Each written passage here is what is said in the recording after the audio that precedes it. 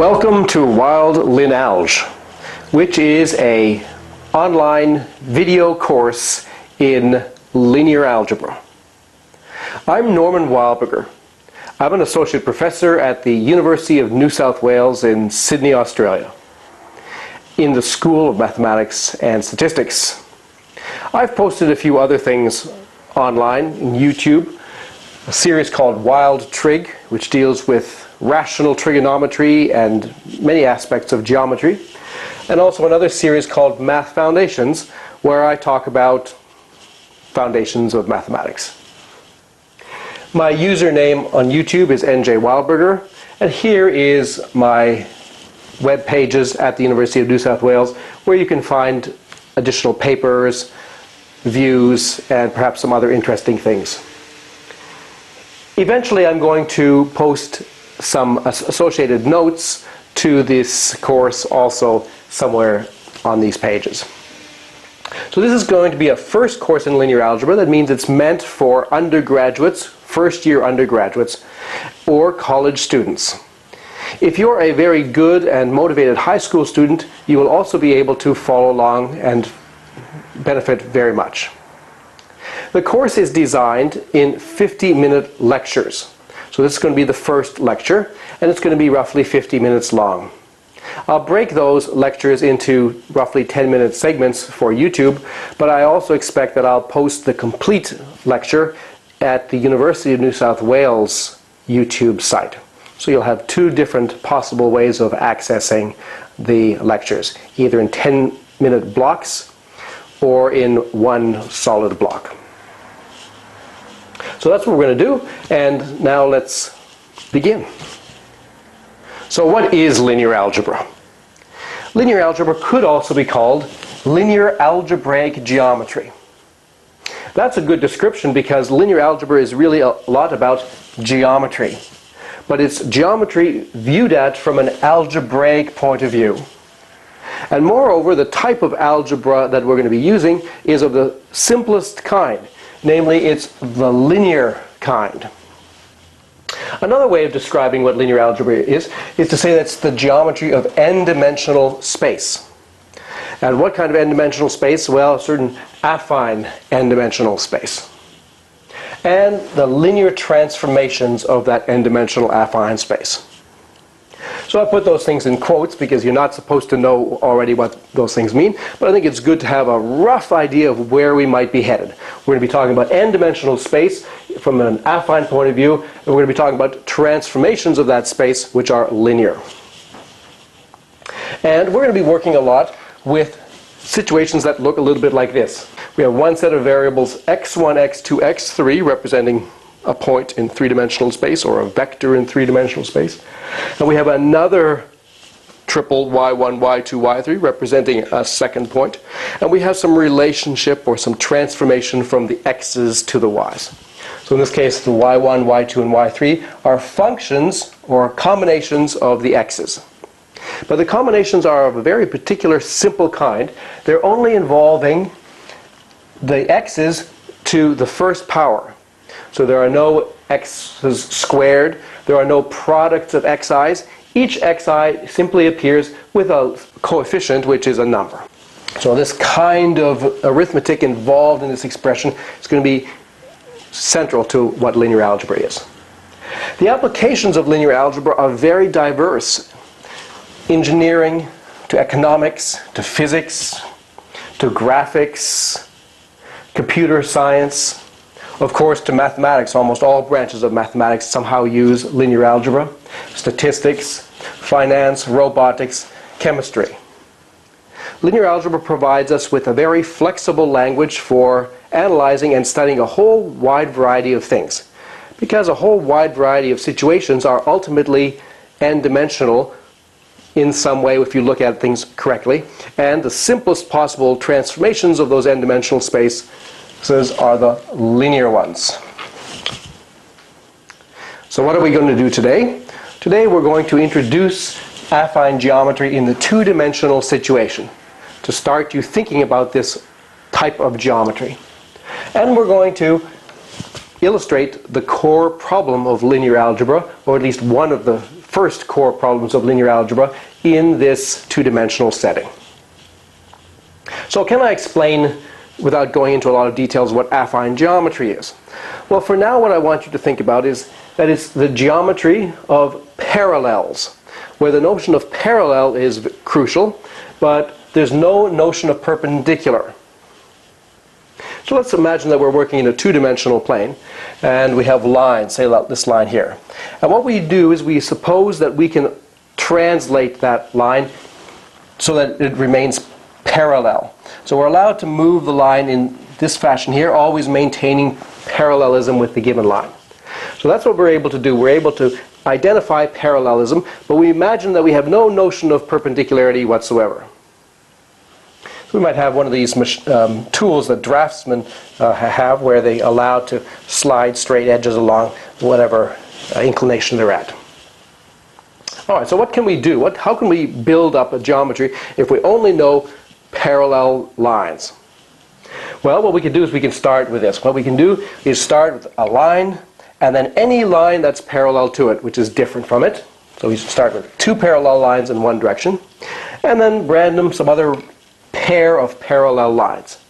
And that's a basic configuration. It gives us a little parallelogram there that can be used to set up something much more elaborate, what I call the affine grid plane. So just starting with this combination, we can now perform the following constructions. What we're going to do is we're going to construct more parallel lines, which are parallel and equally spaced to the ones that we've already started with. Okay. And how are we going to do that? Because we're not allowed to use a ruler here. We're only allowed to use our notion of parallel. So here I've taken this picture here and I've transferred over here. So there's the original four lines, here, here, here, and here. And what we do is we look at a diagonal. So over here, the line between these 2 points we'll call a diagonal. And I've shown it to you over here in green. Okay. Let's just look at it over here. If we look at this line, then parallel to that, there's a line through one of the corners, one of the other two corners of our parallelogram. So that line and that line are parallel to the given diagonal. And I've drawn them here. There's the original diagonal, and there's another one parallel. There's another one parallel through the other two corners of our parallelogram.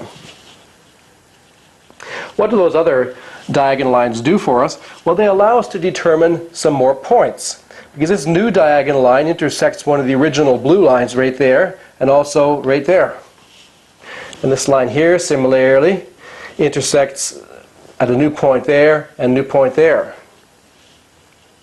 So what we can do is with those new points is we can draw lines that are parallel to the original blue lines through those new points. So let's be specific here. So there's our off-diagonal line, intersected our original line through that point. Now we construct through that point a line parallel to one of our original horizontal ones, that black line there. Similarly, we can construct this black line, and we can construct this black line and this black line.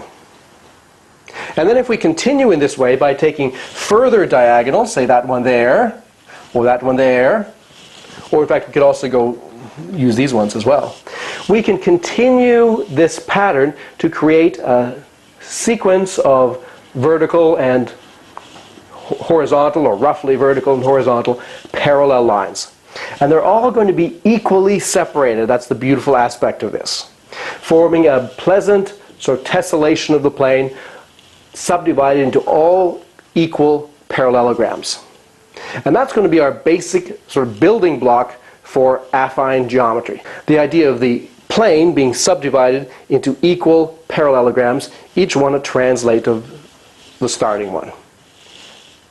So as we go through this course, it will probably be a good idea for you to copy down everything that I write and try to capture also most of the things that I say, because pretty well everything that I say is reasonably important. It will also be quite good for you to try to give yourself some room to go in different directions, or to try variants of the examples that I've given you. That's an important way of developing familiarity and expertise and feeling comfortable with things. Rework what I'm doing with slightly different examples. So when you create a grid plane, it doesn't have to be like this. You can make these lines be some different inclination. Also the same thing with these other lines. We're allowed to choose any family of lines to do this. The directions are somewhat arbitrary, and it doesn't matter whether your grid plane looks the same as my grid plane or someone else's. The geometry that we're going to build up is going to look the same for everyone. Let me emphasize that in this setup there's no distance, so we're not assuming we have any ruler. There's no way for us to compare this distance and this distance. So we don't talk about these lines being equally spaced as these lines. We only say that these lines here themselves are equally spaced, and these lines here are equally spaced, but we do not compare this separation to this separation. There is no special point or origin in this picture, and there's no angle measurements either. What we can do, however, is to describe the relative positions of 2 points. For example, that point A and that point B are separated by a series of steps in the directions that we've chosen. If we go 3 steps in this horizontal direction, in let's say that positive direction, arbitrarily, and then 2 steps up in this sort of vertical direction, that describes the relationship between A and B. And we use our vector notation for that, so we say that the vector AB is, well, it's this pair of points, and it's encoded by this pair of numbers. The first one representing the number of steps that we take in one of the directions, and the second, how many steps we go in the other direction. Now, because this relative position here is the same as this relative position, C to D is also 3 steps over and 2 steps up. These 2 vectors, CD and AB, are considered to be the same. And we would give them a name, typically something like V with a little arrow on top to call them vectors. How about, say, between A and C? To get from A to C, we go also in this direction 1 step, but in the negative direction from the previous one. So we'll indicate that with a -1 and then up 2. So the vector AC is -1, 2. And that's the same as the vector BD, -1, up 2. Let's call that vector W. In general, a vector is a relationship between any 2 points of our grid plane, and it's encoded by a pair of numbers x, y in round brackets. And the x means the number of horizontal steps that you're taking, where horizontal is just your first line. And y is the number of vertical steps you're taking. In other words, the number of steps along the second family of lines.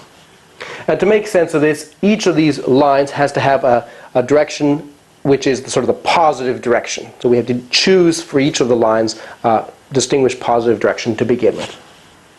So this is our connection between geometry and algebra. Geometrically, we have a vector or a directed line segment. Algebraically, we have an ordered pair of numbers.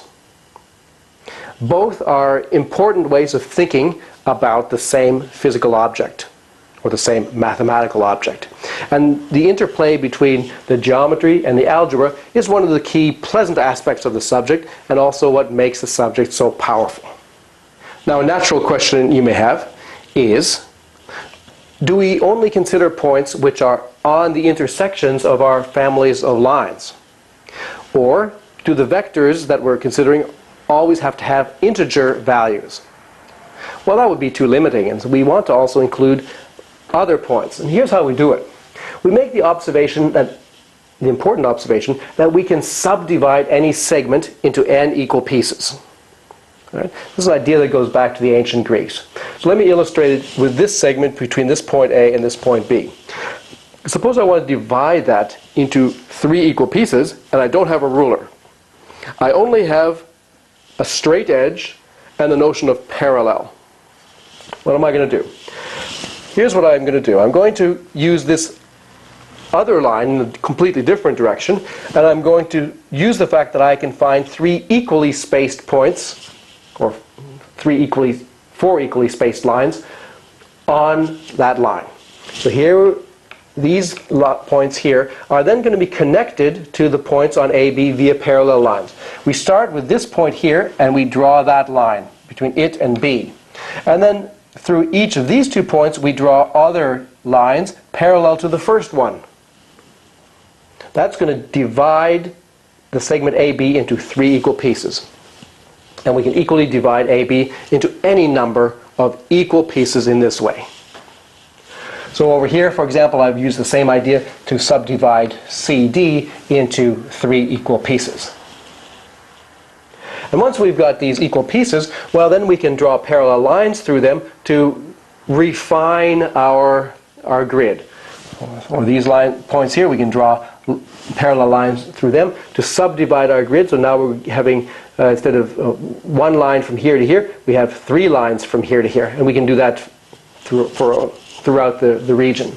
So we can subdivide or refine our grid, and that allows us to talk about vectors also between points which weren't on our original grid, but which are on some refinement of it.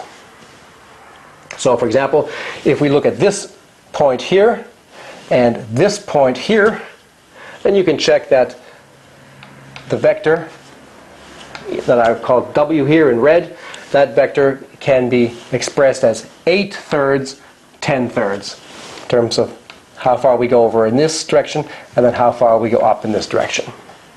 In this way, we can consider vectors whose coefficients are arbitrary rational numbers. And I remind you that a rational number is an expression in the form a over b, where a and b are integers and b is not equal to 0. And where we have the important rule for equality, that a over b equals c over d, precisely when AD minus BC equals 0. In other words, something like 2/3 is the same as 4/6, because 2 times 6 is equal to 4 times 3. It's a rational number. So our vectors can actually have rational number entries.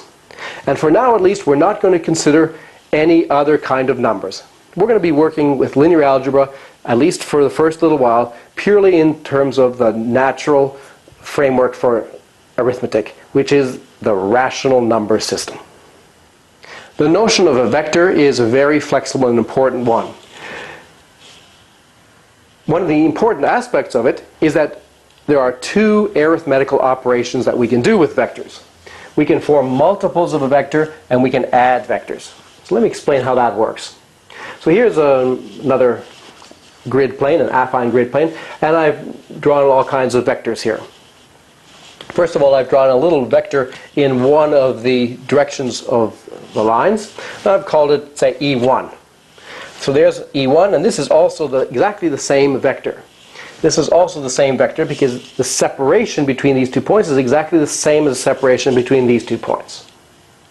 Here's a vector E2, which is a basis vector in the other direction. And here's another copy of E2. Now, other vectors can be expressed as combinations of E1 and E2, and that's one of the key points that we need to understand. So let's look at some other vectors. Here's the vector V, going from this point to this point, and that vector V is also the same as that vector V there. Also the same as that vector V there. We can take that vector V and we can multiply it by a scalar or by a number. So for example, here's 2V. It means that we take this vector and we add to it another copy of itself. V plus V makes 2V. Here's 3V. From here to here, that vector is 3V. It's 3 times as long as V in the same direction as V. Arithmetically, the vector V is 1 in this direction and 2 in this direction, so it's given by the pair 1, 2. So for example, minus V, which would be this one here, is minus 1 minus 2. It's given by minus the first direction, minus 2 times the second direction. The other multiples, say 2V, that's over 2 up 4. That's given by 2, 4, and you see conveniently that's exactly what you get by taking these coefficients and multiplying them by 2. The vector 3V is over 3 and up 6, so it's the vector 3, 6, and that is indeed, again, just 3 times the vector V. So our geometrical understanding of multiplying or scaling a vector coincides with the natural arithmetical notion of simply multiplying the entries by the corresponding number. In exactly this kind of similar way, we can add two vectors. So let's now introduce another vector, say W. There's W. And it's the vector 3, 1. And there's another copy of W down here. There's another copy of W up there. So suppose we take this vector V and this vector W, and we want to add them. So there's V and there's W. How would we add those two vectors? Well, what we do is we put them together so that one follows the other. So the relevant picture is up here. So there's a copy of V, and there's a copy of W, and now they're together in the sense that we go along one, and then when we finish with that one, then we immediately go along the other vector. So there's V, and there's W, so this combined trip gives us the corresponding vector V plus W. So this red one is what we call V plus W. In general, V plus W is obtained by moving the tail of W, namely the bottom part of it, onto the head of V. So there's the head of V. So we move V wherever it might be.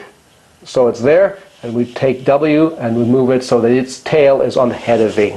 And then the resulting vector is V plus W. And algebraically, that simply corresponds to adding the first components and adding the second components.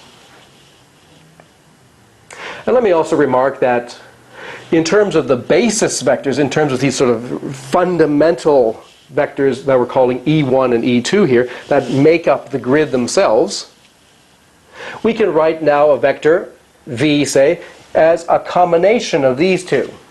So when we say that the vector V is 1, 2, what does that mean? It meant that it's 1 in this direction and 2 in this direction. Well, that simply means that it's the vector E1 plus 2 times the vector E2. So this is another way of describing the vector V instead of coordinates like that. Similarly, the vector W, which we wrote before as 3, 1, can be expressed in terms of the basis vectors E1 and E2 as 3E1 plus E2. All right, now I suppose that you'll have absorbed those ideas. And now we move on to something a little bit more complicated when we consider not just one affine plane, but two different affine planes. So we're going to imagine that we have two people around. One's called Bob. Bob is blue. And Rachel, who is red. And Bob has created an affine grid plane. These blue lines in these directions and in these directions. The basis vectors for Bob's grid are these vectors E1 and E2. So there's E1, for example, in the horizontal direction. And there's E2 in roughly in the vertical direction. Now, also you can see a red grid plane. This is Rachel's grid plane. And here are the red lines. There's one family and another family like this. And where are her basis vectors? Well, one's F1 in this direction, another is F2 that looks like this. And for example, from here to here, that's F1. Of course, that's the same vector as from here to here, or from here to here, or from here to here. And the other one, F2, from here to here, which is the same as from here to here, or from here to here.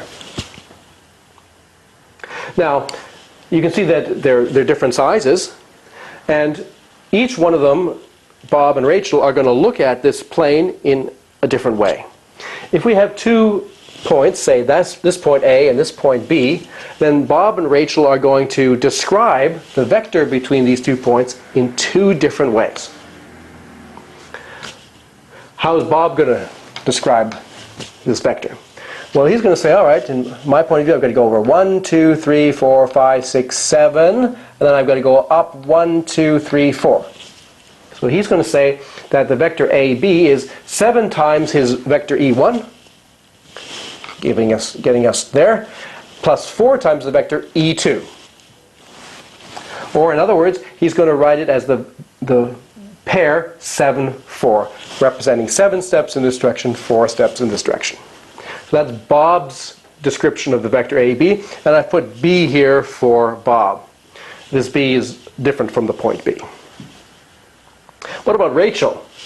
Well, A and B are also on her grid. So she also thinks this is not too hard to describe. To get from here to here in her grid, she would say, I go 1, 2 steps in this direction, and then 1 step in this direction. Her steps are bigger than Bob's. So she's gone 2 F1 steps, F1, F1, plus 1 F2. So she would describe that same vector by the coordinates 2, 1. So we'll put a little R here for Rachel, telling us that this is Rachel's interpretation of what this vector AB is. So we have 2 different observers with 2 different frameworks or coordinate systems. And now we're interested in comparing how does one compare to the other. This is a very important problem in linear algebra. And it's also, you can see, an important problem in applications. If you're designing a computer game or doing some graphics and you have 2 different observers or people, you want to be able to compare how their 2 perspectives look. All right, so the key to understanding the relationship between these 2 is to observe that you can express Rachel's basis vectors pretty simply in terms of Bob's. Okay, why is that? Well, here is F1. Okay, there's Rachel's F1 vector. And this can be described by Bob as the vector 3, 1. In other words, F1 is 3 times E1 plus E2. It's 3 of these guys followed by 1 of these. And similarly, F2, which is from here to here, that's described by Bob as going 1 and then 2. So F2 is equal to E1 plus 2 times E2. And this is the critical formula that allows us to go back and forth between Bob's system and Rachel's system. So let's see how that works. All right, so here's the formula that we've just established between the F's and the E's. So this expresses Rachel's basis vectors in terms of Bob's. It means that we can go from Rachel's coordinates to Bob's coordinates in the following way. So suppose we're interested in the vector 2, 1, which was Rachel's description of our vector AB that we started with. 2, 1 in Rachel's framework means 2 times F1 plus F2. But now we know what F1 and F2 are, thanks to this, in terms of the E's. So we can replace the F1 and the F2 by 3E1 plus E2 and by E1 plus 2E2. So now we have linear combinations of E1s and E2s. We can bring them together, get all the E1s together. There's 7 E1s altogether because there's 2 times 3 of them here and 1 of them here. And get all the E2s together. There's 2 of them here and another 2 of them there, 4E2. And that tells us that we're talking about the vector 7, 4 in Bob's coordinates. So this agrees with what we did up here. It shows us how to go from 2, 1 in Rachel's system to 7, 4 in Bob's system. And here we've done the same thing more generally. This is something we're going to be doing a lot of in linear algebra. We figure out what happens in some special case, and then we scratch our heads and say, what's really going on here in general? Can we write this not just with numbers, but with arbitrary coefficients? And that's not just to make a headache for ourselves. We do that because it usually gives us more insight into what's going on. So let's see how that works. So instead of talking about the vector 2, 1, I'm now going to talk about the vector x1, x2 in Rachel's system. What are x1 and x2? You should think of them as simply arbitrary numbers. They're numbers that we haven't decided upon. We're just giving them some names and calling them x1, x2. So exactly parallel to what we did here, this means that we're talking about x1 times f1. F1 is our first basis vector, plus x2 times the second basis vector f2. And just as we did up here, we can replace the f1 by this and the f2 by this. And then we do exactly the same thing. We now combine all the E1s. How many E1s are there altogether? There are 3 times x1 of them here. We're still just treating x1 as a number, but an unknown number or variable. Plus x2 of them over here. So altogether 3x1 plus x2 times E1 And how many E2s are there? Well, there's x1 of them from here and 2 times x2 of them there. So x1 plus 2x2. And that's, in Bob's system, the vector whose coordinates are 3x1 plus x2, comma, x1 plus 2x2. That's in Bob's system. And let's give those coefficients another pair of names. Let's call them y1 and y2. So x1 and x2 are Rachel's coordinates for a given vector, and Bob's coordinates for that same vector are y1, y2. So we've got a relationship now between the x's and the y's. We'll call this double star. So I've rewritten that equation double star. 3x1 plus x2, that's what we called y1. And x1 plus 2x2 is equal to y2. And we're going to have a good look at this pair of equations. We're going to call this equation 1 and this equation 2. And what this is a relationship between two variables x1, x2, and another pair of variables y1 and y2. In fact, it's giving us y1 and y2 in terms of x1 and x2. So if we know x1 and x2, we can quickly solve for what y1 and y2 are. And moreover, this relationship is a linear one, in that, in terms of x1 and x2, there are no powers of x1 or x2 here. There are no products of x1, x2. It's only something times x1 plus something times x2. That's a linear expression in x1 and x2, both of those equations. And now we come to the main problem, or one of the main problems of linear algebra, is to take a pair of equations like this and to find x1 and x2 in terms of y1 and y2. In other words, to invert this. So how do we actually do that? Well, let's perform some basic high school type manipulations. We're going to combine these two equations. So we're going to take the equation number 1 and we're going to subtract 3 times equation number 2. And we're going to do that in order to get rid of the x1s. So we're going to take this minus 3 times this. So the number of x1s is 0, because 3x1 minus 3x1, that's 0x1. And if we take x2 and we subtract 3 times this, we're going to get minus 5x2. That's on the left-hand side. And on the right-hand side, we have y1 minus 3y2. This is now a new equation, which conveniently does not have any x1s in it.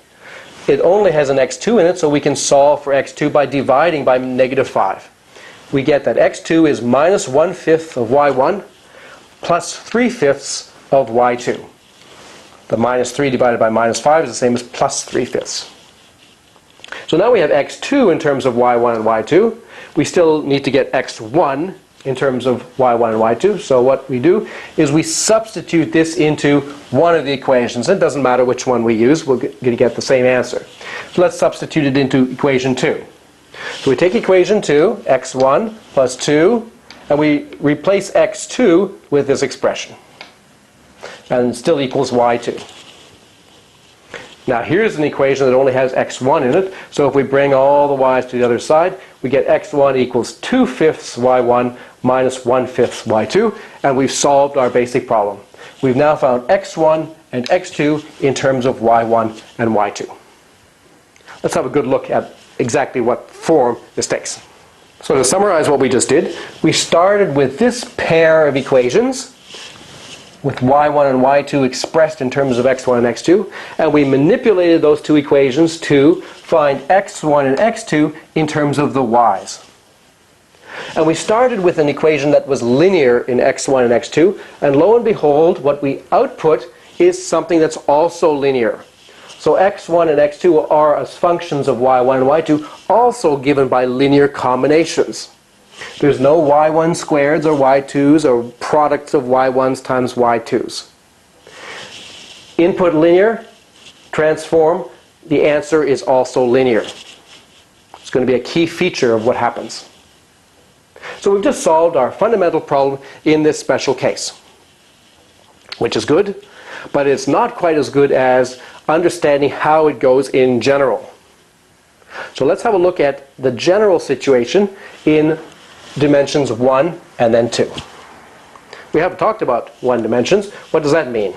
Well, it means simply that instead of having 2 x's and 2 y variables, we only have 1 x variable and we only have 1 y variable.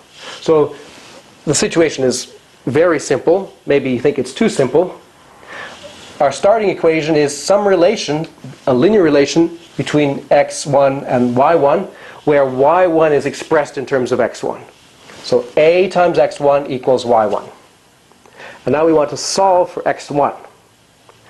Well, I think we all know what to do. We just divide this equation by a and get x1 equals 1 over a y1.